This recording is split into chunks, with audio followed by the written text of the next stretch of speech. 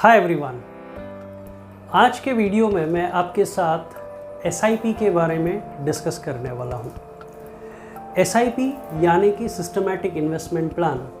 Systematic investment plan क्यों ज़रूरी है, कैसे वो काम करता है,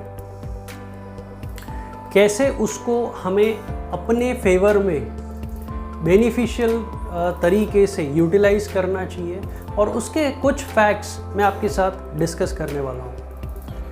आपने कहीं ना कहीं कोई ना कोई सेशन अटेंड किया होगा या अपने फ्रेंड्स, फैमिली मेम्बर्स या कलीग्स के साथ डिस्कशन करते हुए आपको कहीं ना कहीं ये पॉइंट रेज हुआ होगा कि SIP ज़रूरी है और SIP लॉन्ग टर्म के लिए होनी चाहिए।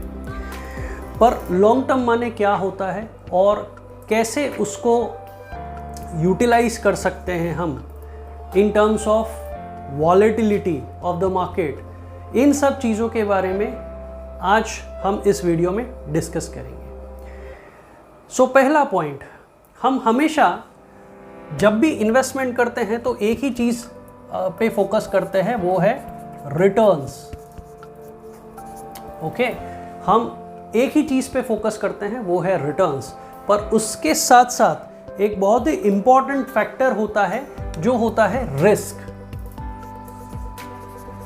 रिस्क इतना ही इम्पॉर्टेंट फैक्टर है जितना रिटर्न। ओके, आजकल आप देखोगे बहुत सारी चीज़ों में DIY बहुत प्रमोट होता है। इंटरनेट पे बहुत सारी चीज़ें DIY करने के लिए बहुत ज़्यादा लोगों को प्रेरित किया जाता है। DIY माने डू इट योरसेल्फ। पर जीवन में ज़्यादातर चीज़ों के लिए DIY इज़ नॉट बेनिफिशियल। आपको कहीं ना कहीं किसी ना किसी एक्सपर्ट पे या किसी ना किसी पे डिपेंड रहना पड़ता है, because otherwise the ecosystem will fail. So only DIY will not benefit you. There should be DIWY and DIFY। That means do it with yourself and do it for yourself. Okay, so investments में advisor आपको ये दो तरीके से help कर सकता है, do it with yourself and do it for yourself. So जब भी आप कोई ऑनलाइन एग्रीगेटर की वेबसाइट पे जाते हैं, वहाँ पे स्टार रेटिंग देखते हैं, तो वो स्टार रेटिंग को देख के 5 स्टार वाले फंड्स में आप इन्वेस्टमेंट शुरू कर देते हैं। पर वो स्टार रेटिंग की मेथडोलॉजी क्या है वो हम जानने का प्रयत्न नहीं करते हैं। वो स्टार रेटिंग्स कैसे आया हुआ है, कितने ड्यूरेशन का डेटा लिया गया है, 1 साल का लिया गया है, 3 साल का लिया गया हुआ है, what is the duration that it has taken. कुछ फंड्स तो 1 साल से कम ड्यूरेशन के होते हैं, जिसका एसेट साइज़ जो होता है, जो फंड वो मैनेज करते हैं, वो साइज़ छोटा होता है। उसकी वजह से उसके आउट परफॉर्मेंस अच्छे होने की वजह से वो स्टार रेटिंग में आ जाते हैं। तो ये सब फ्लॉज या ड्रॉबैक्स के बारे में हमारा ध्यान नहीं जाता है, and this is the risk when you go for DIY.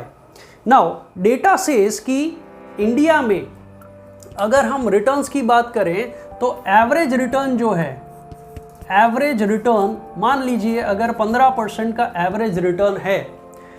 Okay, सो आज आप 100 रुपये इन्वेस्ट करेंगे तो अगले साल आपको 115 रुपये जनरेट होंगे, उसके बाद के साल आपको 115 रुपये का 15% रिटर्न मिलेगा। So that is how the compounding works. पर ये रिटर्न पाने के लिए रिस्क क्या है? अगर आप FD में पार्क करते हैं तो FD में आपको अभी 6 से 6.5% का रिटर्न मिलता है, 6 से 6.5% का रिटर्न मिलता है। तो इतना प्रीमियम जो आपको मिल रहा है, उसको पाने के लिए कुछ ना कुछ तो रिस्क होगा। तो वो क्या रिस्क है?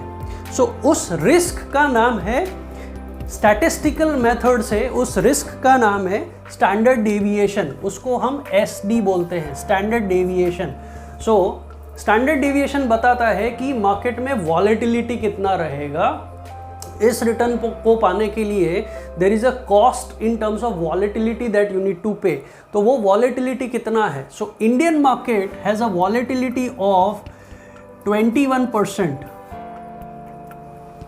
Okay, 21% is the volatility in Indian market. इसका मतलब क्या हुआ कि अगर आप इन्वेस्ट करते हैं और बाज़ार तेज है तो आपको 15 + 21 that means 36% return, up to 36% return मिलने की पॉसिबिलिटी है, और अगर बाजार मंदा है तो 15 minus 21 which comes to 7% negative returns मिलने की संभावना है। So this is the range of returns possible. इसकी वजह से SIP रूट से इन्वेस्ट करने में फ़ायदा क्या होता है कि आप हर एक लेवल पे इन्वेस्ट करते हैं और इस वॉलेटिलिटी या स्टैंडर्ड डेविएशन को या रिस्क को अपने फेवर में कर सकते हैं, right. So this is how you can take the benefit of SIP, और इसीलिए SIP करनी चाहिए। जितने लंबे समय के लिए आप करोगे, जितना ज़्यादा वॉलेटिलिटी रहेगा, उतना ज़्यादा फ़ायदा है। कई लोग बोलते हैं रिस्क माने क्या? रिस्क माने समथिंग विच इज़ अननोन, पर उस रिस्क को जान के अगर आप अपने मैनेजेबल तरीके से यूज़ करेंगे तो that can be helpful. I am sure आप सबके घर में या तो गैस सिलेंडर है या तो गैस पाइपलाइन है, that is the biggest risk.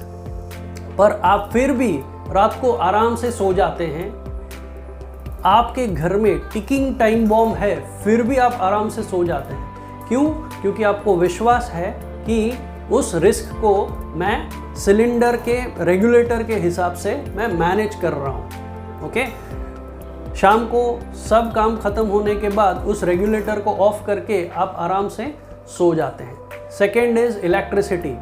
Electricity is the biggest risk, पर उसको हम यूज़ करते हैं for AC, fan, lights, all this things.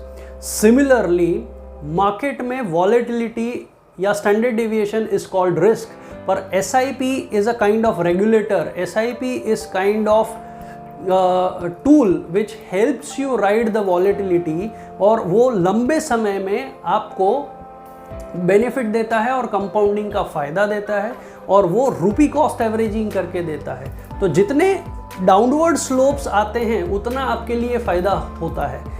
आपके SIP चालू करने के बाद जितने ज़्यादा डाउनवर्ड स्लोप्स आएंगे उतना ज़्यादा फ़ायदा आपको मिलेगा, क्योंकि डाउनवर्ड स्लोप्स में आपकी NAV रिड्यूस होगी और आपके नंबर ऑफ यूनिट्स बढ़ते जाएंगे। So that's how you can take the benefit of SIP। So with this I conclude this video over here. अगर आप ये वीडियोस पसंद करते हैं तो एटलीस्ट 5 लोगों को रेकमेंड करिए और इस चैनल को सब्सक्राइब करके आगे शेयर करिए, जिससे हम दूसरों के जीवन में भी बदलाव ला सके और उनके थॉट प्रोसेस को थोड़ा बहुत इन्फ्लुएंस कर सके। Thank you so much for watching this video. Good bye.